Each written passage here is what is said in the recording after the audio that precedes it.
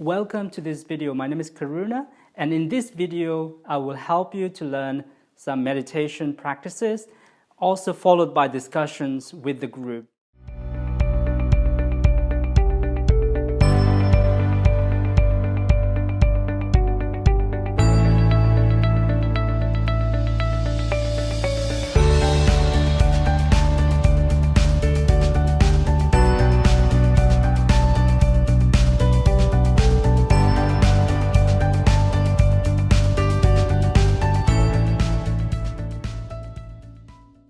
We'll use that as a theme for today, gratitude.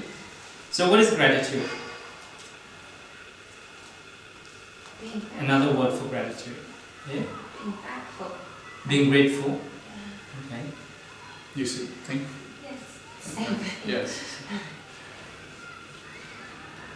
What is gratitude? What is being grateful? Appreciating something. Appreciating something. Okay. What else? What's given to us, mostly. What is given to us? No, appreciating what is given to us. Appreciating what is given to us. Okay. Appreciating what is given to us. Okay.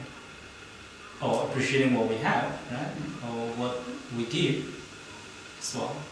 Not just given, but also giving as well.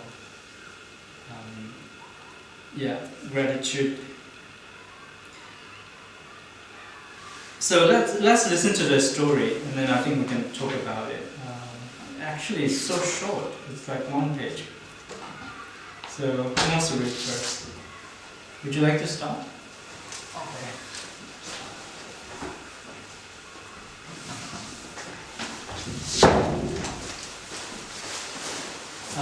There are here as well. Can you pass that?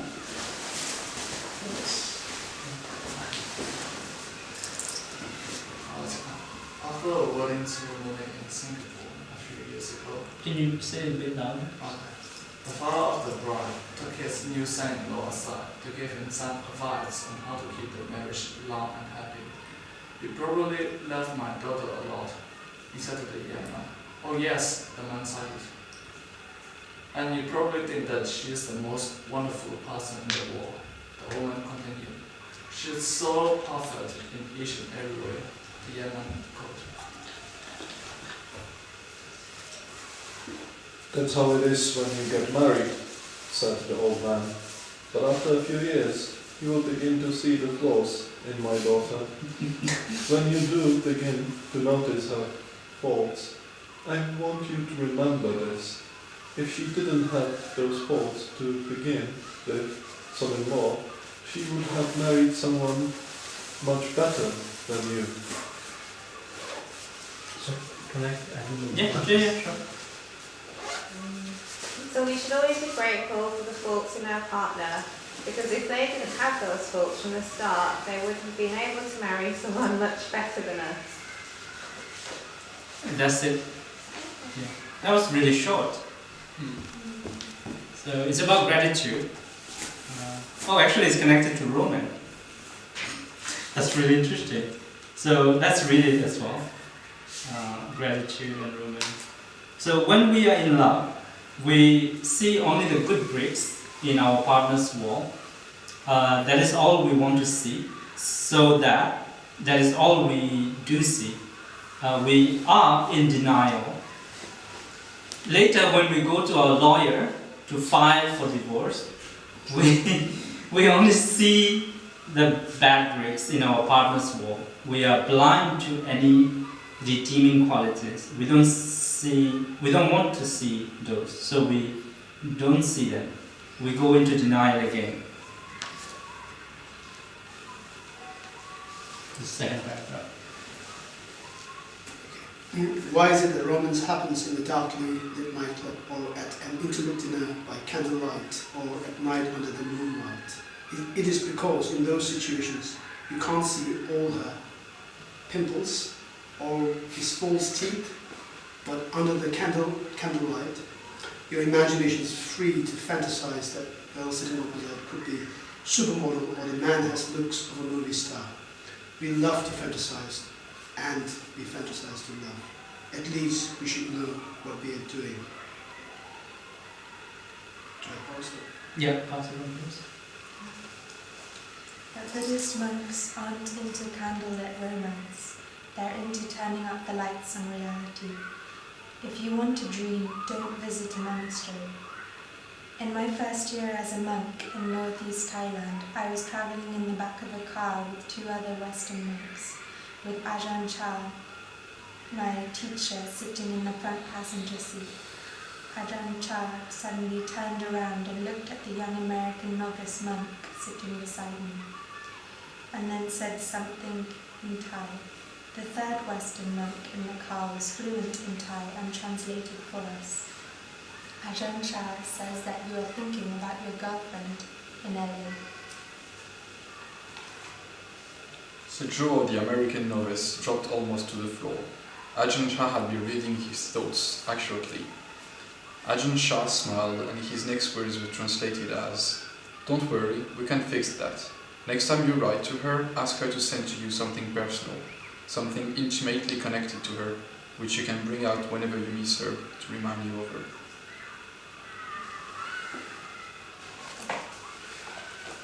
Is that allowable for a monk? Asked the novice, surprised.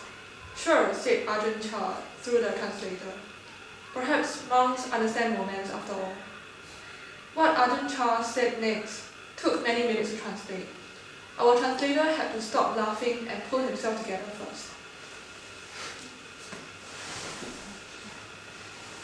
Ajahn Chah says he struggled to get the words out, wiping away tears of mirth. Ajahn Chah says you should ask her to send you a bottle of her shit. That whenever you miss her, you can bring out a bottle of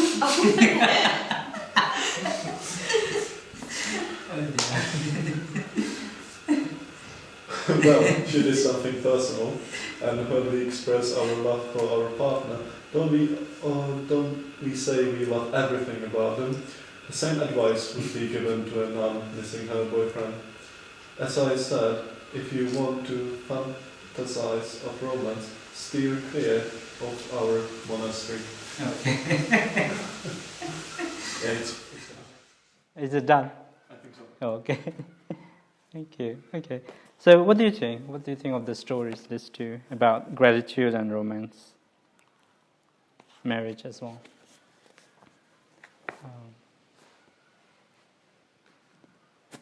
What's your take on it?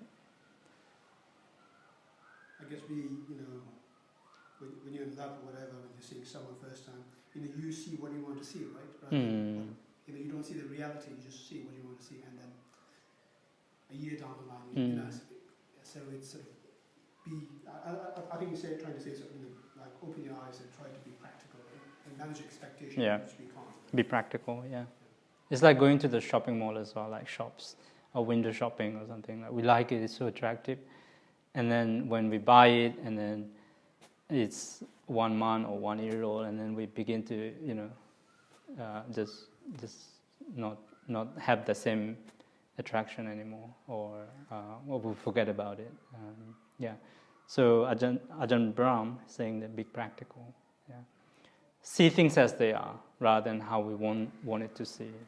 Yeah. And often in relationships it can happen, even in marriages or even in human friends as well. Sometimes you are so close to a friend, and then something that you don't like or something that happened, and then suddenly you turn against the friends, right? So not seeing the reality as it is. Yeah. So being practical. It's one of the reasons why the monks and the nuns, they don't have necessarily a relationship or families, because, well, you can have it, but generally is that they try to practice to everyone, so accept everybody. But of course, we are lay people. We have family and friends. So even though you may have friends, family, or be in relationships, you try to be practical, like not having expectations. I just say I'm married, so I try to keep practical. But your partner is Buddhist as well, isn't Yeah, she's Buddhist as well. Yeah. Yeah. Yeah. Anything else? Reason vs emotion. Like, Sorry? Reason versus emotion. Like, sometimes it's very hard to be objective.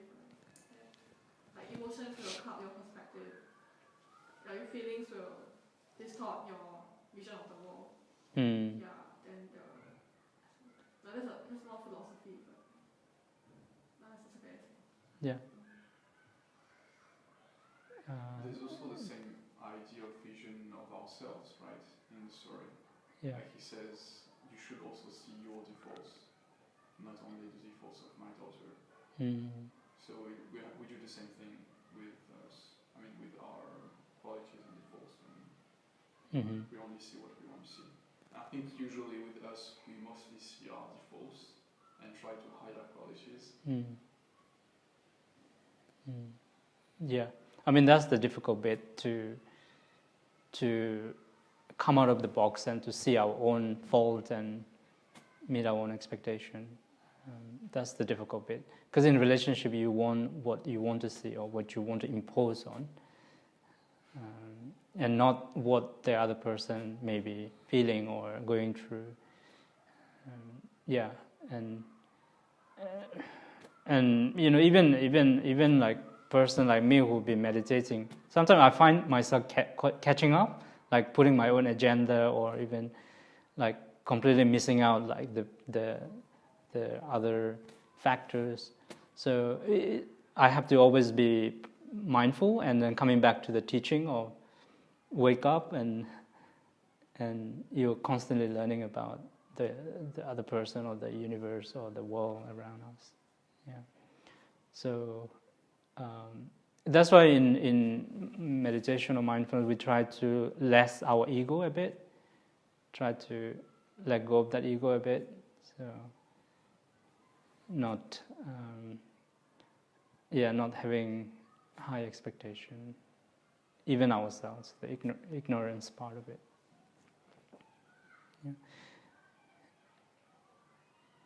So being practical, not just looking at the good side of it, not just also feeling grateful about things that we spend time together, or things that we share, but also like being practical about things, because that helps reduce the anxiety or the suffering.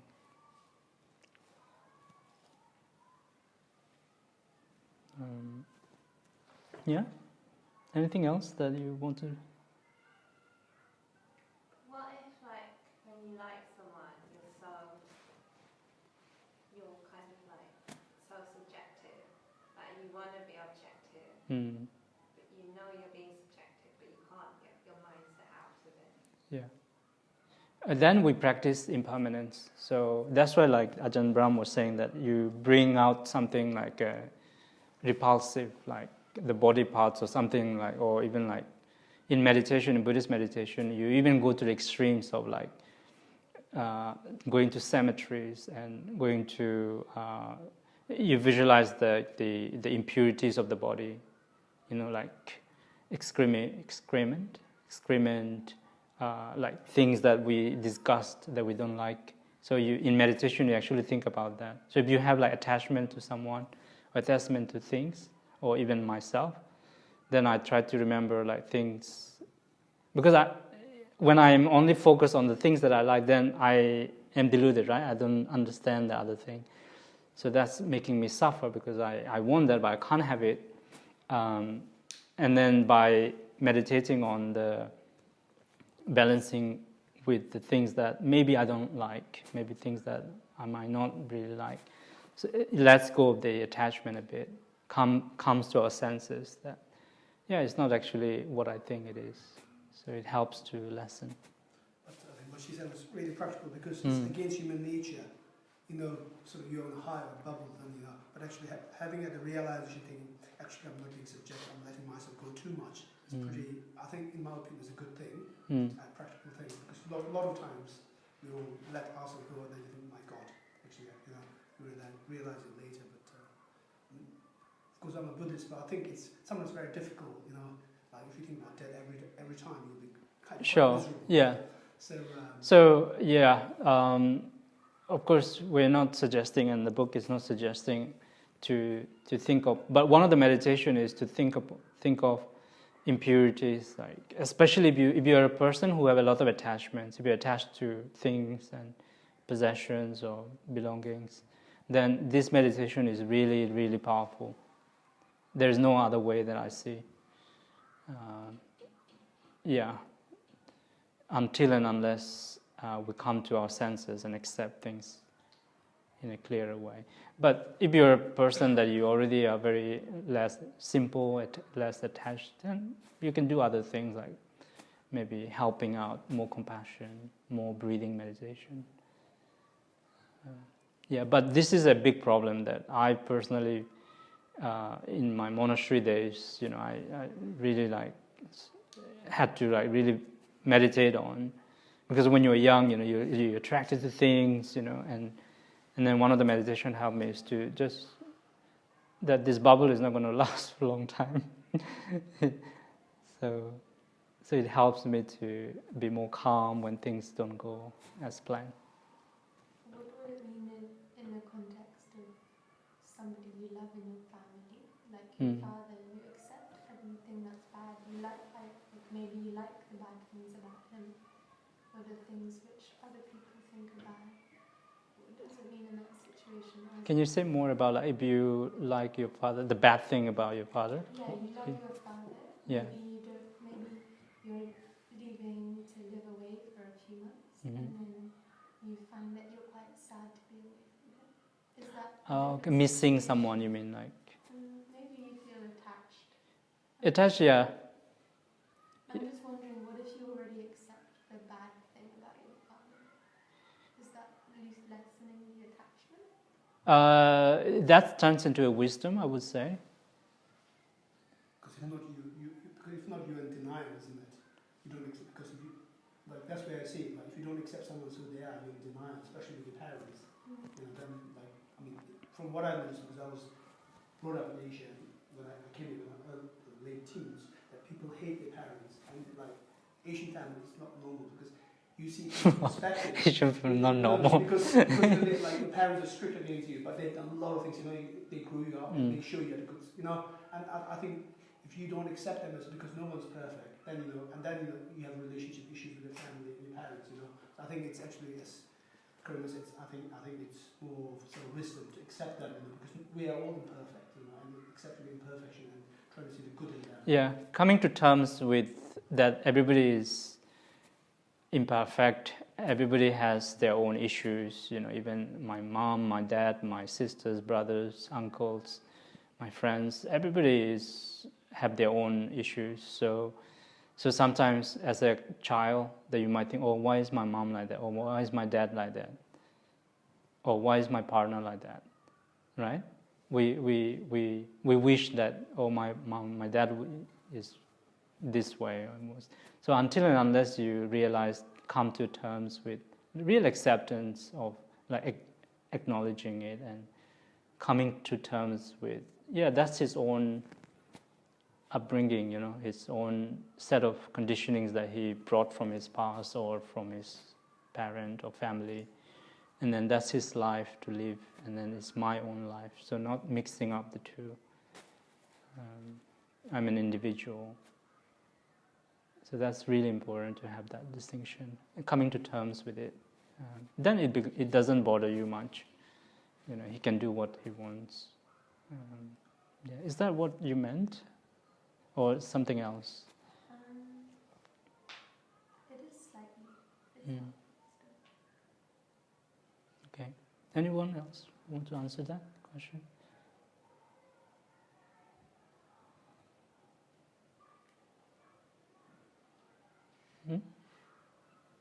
Anything from there? I'll just say one thing. Deep down, of course, you have your own sort of, this is what you expect your parents, your dad and mother, right? You accept them, but if you don't, deep down, it's much more difficult to accept it. I have my own experience, my dad, I wanted to do like that, but I should love him better.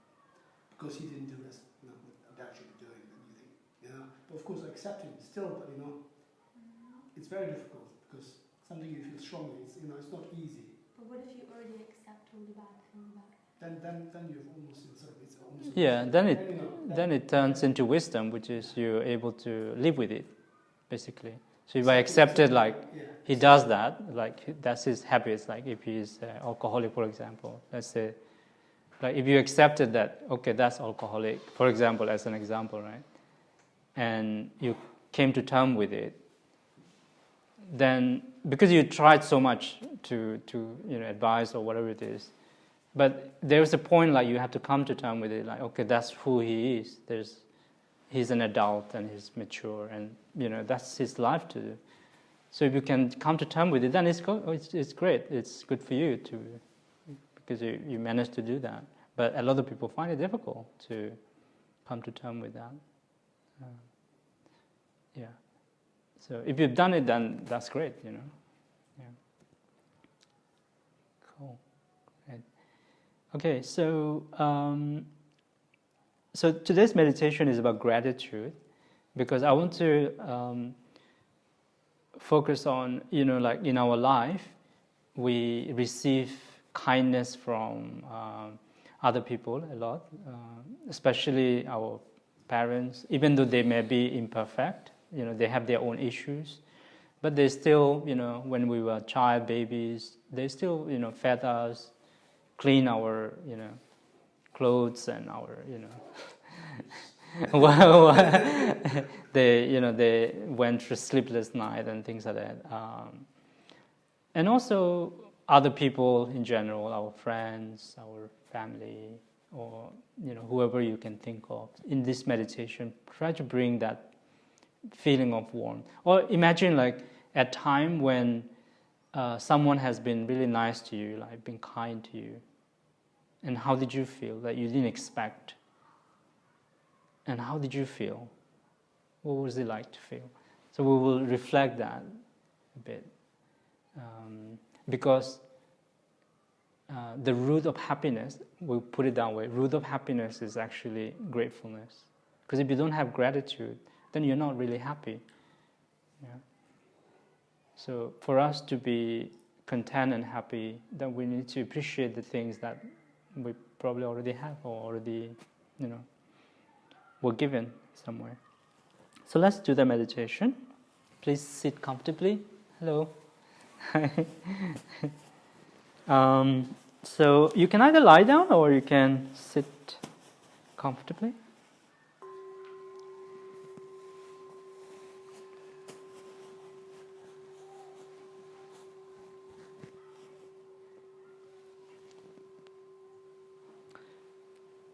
So please sit with your back straight. Have the shoulder down. And your head is sort of like looking at a 45-degree angle. If you can open your eyes or have it closed.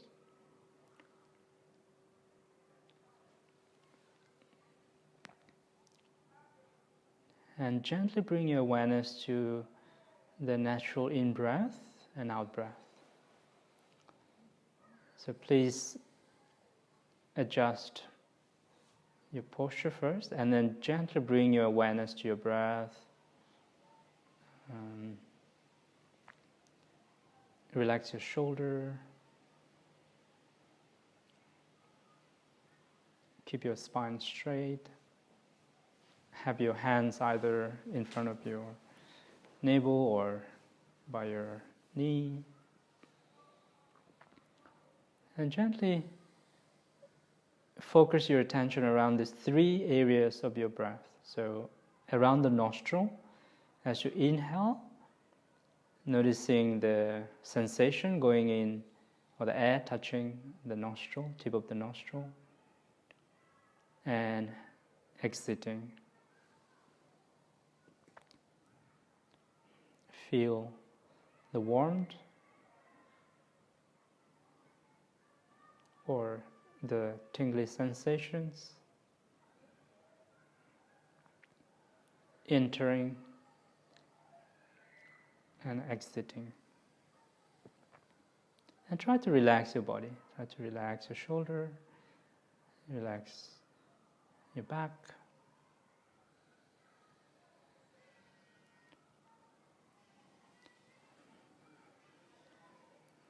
And every time your mind seems to get distracted with an event or a memory, and gently let be and come back to the tip of the nostril again.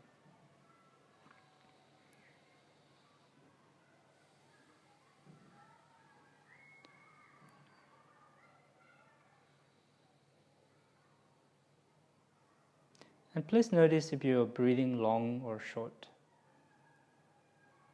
Just bring in mind whether the in-breath is longer or shorter. Out-breath is longer or shorter. You can adjust your posture. You can use more cushion, or you can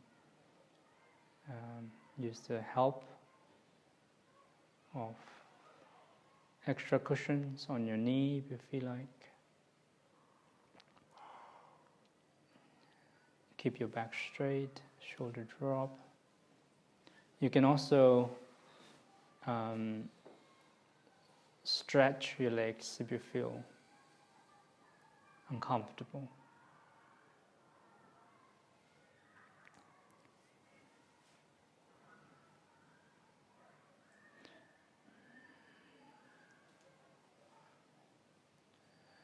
Please bring your awareness on the tip of the nostril, noticing the subtle sensations created as you inhale and as you exhale. And the mind may wander away many times, and that's okay, that's fine. And gently come back to your in-breath and the out-breath.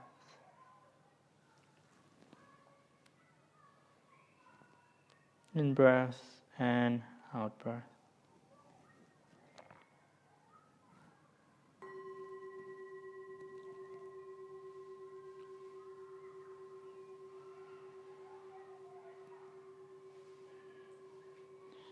If you feel difficult to sit cross-legged, you can always stretch, or you can lean on the wall if you feel like. So make sure you're comfortable with your posture.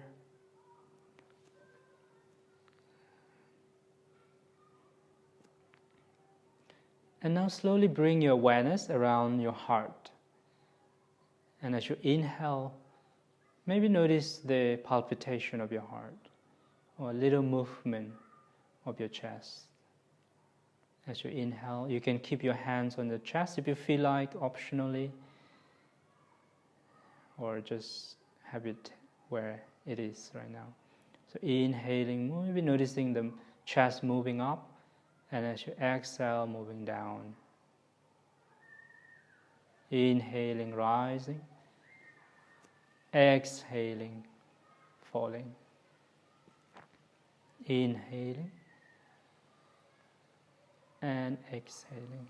And try to settle your mind.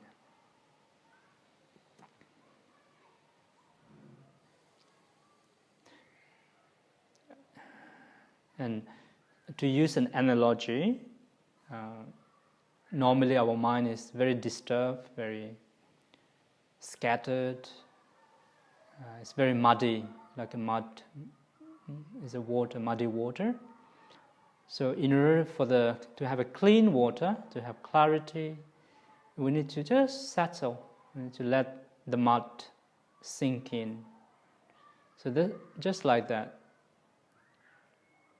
allow your thoughts to come and go. Don't react to the thoughts. Don't judge your experience, good or bad. You just notice it rising and passing. And use your breath as an anchor of your attention. Please come back to your chest, your heart. Inhaling, rising. Exhaling, falling.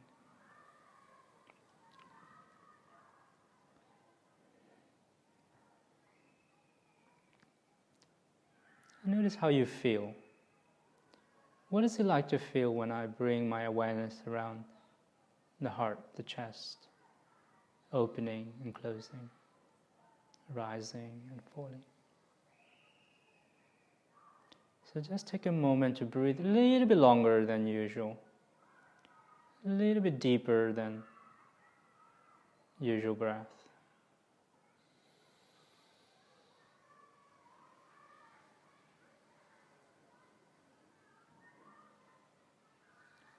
Slightly longer.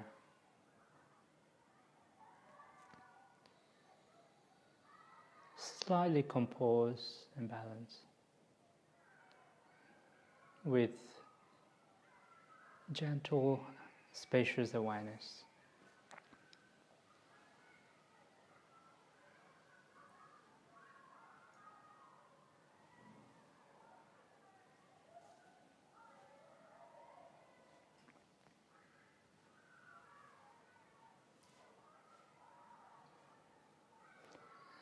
There's no need to judge your experience.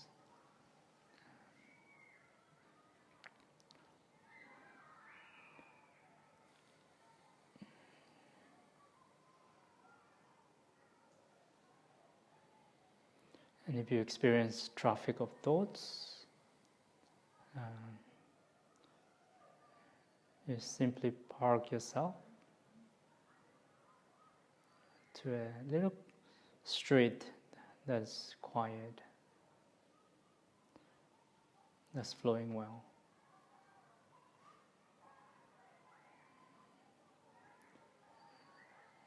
So our thoughts are like the cars on the street, and we want to have a ride. We see a particular shape, color, we want to go for a ride. And we don't want to do that. We want to find the alternative. A nice, quiet street in our mind, in our space, with just the breathing for now.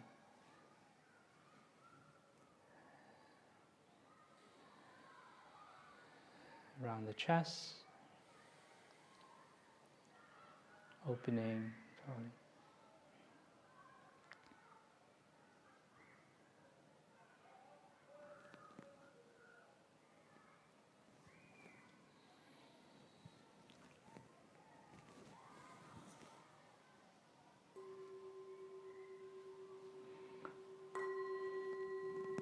And now, gently shift your awareness on the abdomen. You can have your hands placed on your abdomen if you feel like, one or both, optionally. And try to breathe in, feel the rising of the abdomen and the falling of the abdomen. Slightly longer in-breath and out-breath.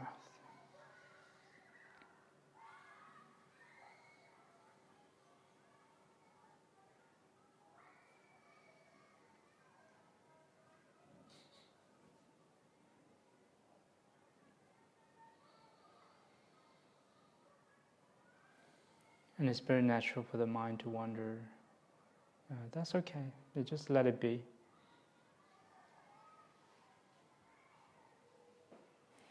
In meditation, there is no absolute right or wrong.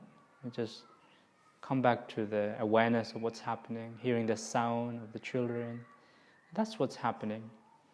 If you're feeling sleepy, just bring an awareness of the sleepiness. That's what's happening. If you experience aches and pain in the body, just stretch it. Stretch and just notice that that's what's happening, and that's all right, that's fine. You're not supposed to not feel it. So listen to your body, see what the body is saying right now.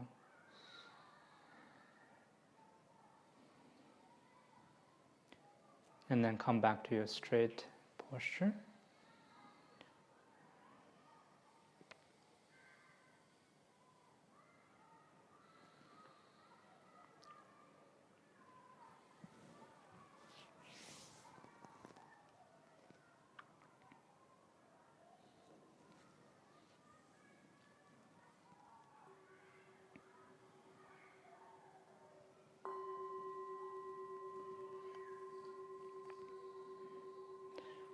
Okay, so moving on to the gratitude meditation. And for this, if you feel like lying down or if you feel like changing your posture, you can do that. And bring your hand on your chest, one or both. You can take it down anytime you feel like. And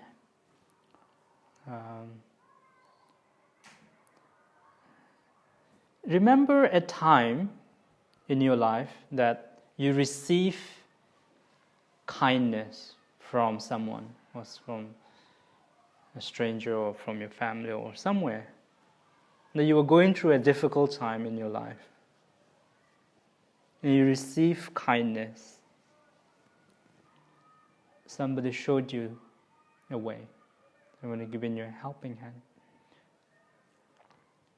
How did you feel?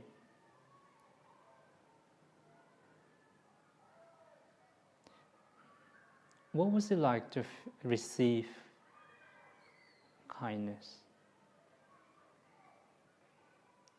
And it's the autumn right now, where the leaves are falling, the seasons are changing. Maybe in your life, people moving on, there are a lot of changes happening, from the summer to the winter, and the transition. So reflecting change.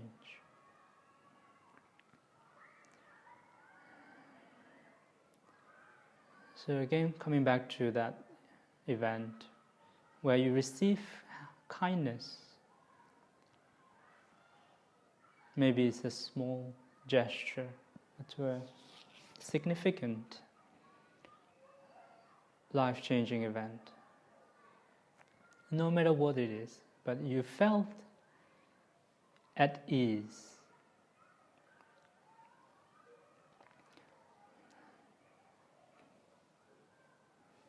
And as you breathe in and out, acknowledge this feeling of being at ease. And what is it?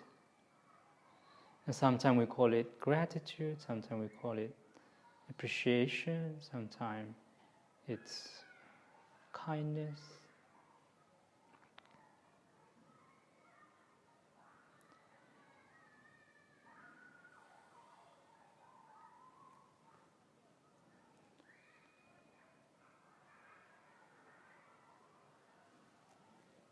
Breathing in, feel around your heart center, softening, befriending, and feeling a sense of warmth.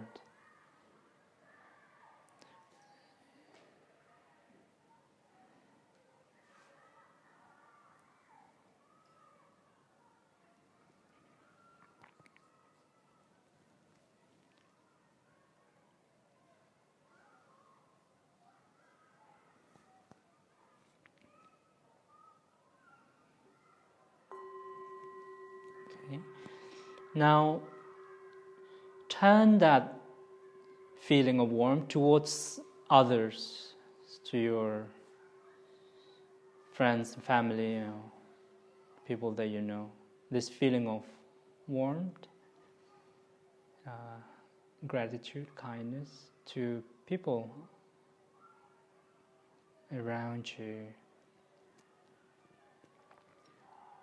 And what is it like to give this gratitude?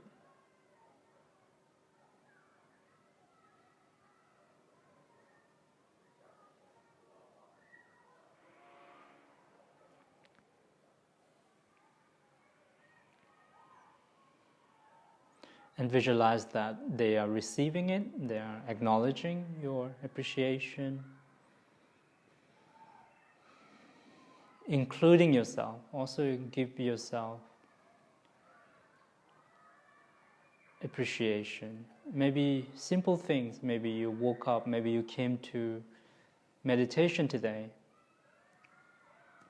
or maybe you didn't react this morning to an event. or in the past. So give yourself a pat on your shoulder and just say, well done, you. So, even the fact that maybe you're breathing, you're meditating. It's not easy to meditate, to sit quietly while you have your break. You may be having a nice meal somewhere or walk. But now you're just here sitting, doing nothing. But it's so difficult to do nothing to recharge your body and mind. So thank yourself for prioritizing yourself, prioritizing your health and well-being.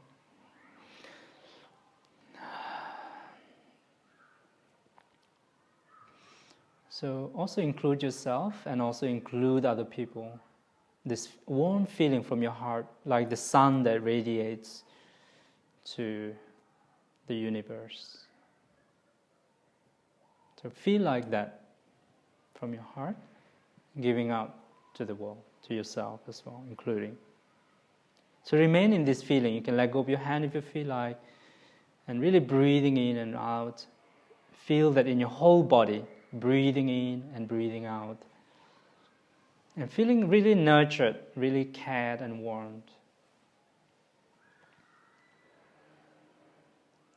So let this feeling of gratitude wash any feeling of worry, anxiety, any unhappiness you may have, or resentment you feel.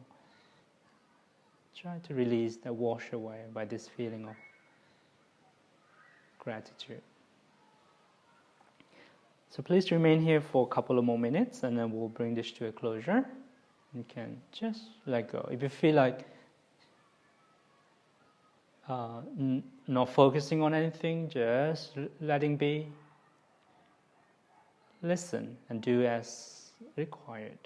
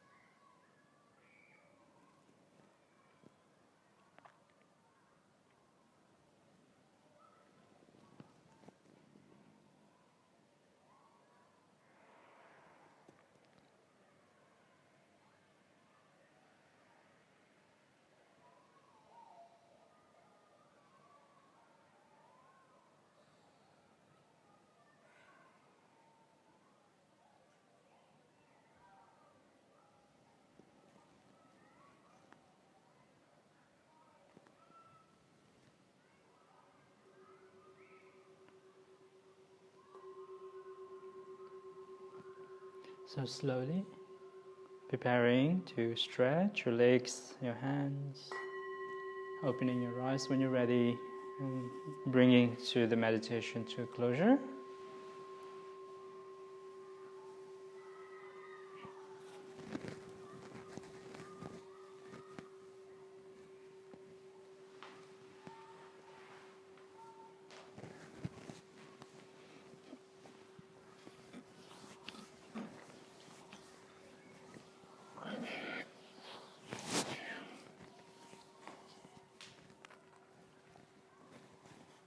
Okay, anyone wants to reflect any of your themes, experience together in the group. Maybe how you can use it in your daily life. For me, when I get up in the morning, I try to reflect on one thing that I'm grateful for. So as soon as I wake up, or when I remember it in the day, I always think, okay, what am I grateful for today? And that really makes my day. And when I go to bed as well, like before going to bed, I try to think, okay, what is one thing that I'm grateful for today? Like, what is one thing that I feel appreciated about? And there's always something, like a little thing or a significant thing. So that's really important for my own health and well-being. So that's something that I recommend people doing it. People have like gratitude journal and stuff like that. But mine is very simple, which is just bringing you 1 or 3 things that you feel grateful for. Yeah. Yeah, I found that really helpful, to be honest. The sort of the gratitude people, because people you're closer to, and and then the ones that you give, and actually you can relate to your real life, your current life. It's really really helpful actually. Sometimes you just like you think someone should be closer, but actually because of what they have done. Of course, I've got 2 children, so that's what I give is perfect. But what you take is very different to what you expect. And without going into further detail. Yeah, it's also receiving as well. I think we're not very good receivers. Actually, like thinking of teaching meditation for many years here, and I really find difficult. People find it difficult to receive kindness or appreciation, especially in a very critical institution like Imperial or RCA, for example. Like it's very difficult to appreciate yourself. And then I always tell people, like, is there one thing that you appreciate about yourself? And they have to think about it. Like, not sure. Not too sure about that. There's always this self-doubt. So I think we need to start appreciating ourselves. Maybe little things, starting it. Of course, we don't want to make it as an indulgence, like, I am this, and then that's why I don't have to do any of my research. No, it's not that. But it's more about really like valuing things that we already have, looking after ourselves, because we can be so critical and so hard on ourselves. Why is it not working? Or if you have like a big project, why is it not happening? Like you have these ideals of life, and then when it's not happening, it's really easy to blame oneself, right? Which is the cause of our suffering or stress.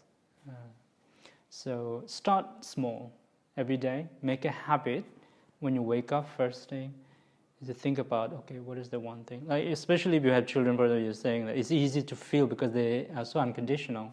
It's easy for them to give you unconditionally as well. So it's one thing. But also like cup of coffee, maybe just enjoying that cup of coffee. Wow, water. I mean the fact that sometimes even we drink water, like how precious is it to have clean water, right? And there are so many places in the world that don't have clean water. They have to go miles. I remember when I was young, we had to go miles to get clean water because we didn't have it. But now we have it available. You just put the tap and then you get it. So just appreciating those little things that makes a difference. Anything else before we end?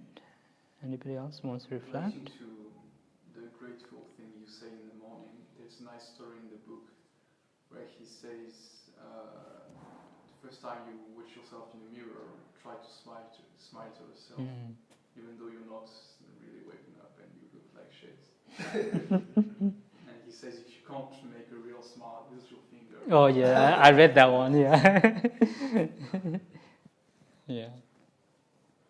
Yeah, that's why like you see Buddhist monks or any other spiritual practitioners, genuine ones, like always happy. They might not have the best things in the world, but they're always happy, content. because they do that self-gratitude as well. I tried that as well, like looking at yourself in the mirror can be a bit like intimidating, like what? There's nothing to appreciate about. and then you realize, oh, actually, yeah.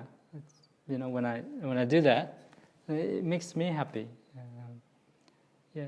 Or the fact that you're brushing your teeth. I mean, the first thing, that's what I did as well, like waking up first thing, first splash of water into your face. It's how amazing it is, right? We don't have to go miles to get water. It's right there on the tap itself. Having a nice bubble bath or shower. So nice, right? Cup of tea, or cake maybe in the evening. Yeah. Okay, guys. Thank you. And there will be meditation next week as well with yoga at 12. So do please come around. And look after yourself. It's the changing weather, so. All right. Thank you very much. Thank you.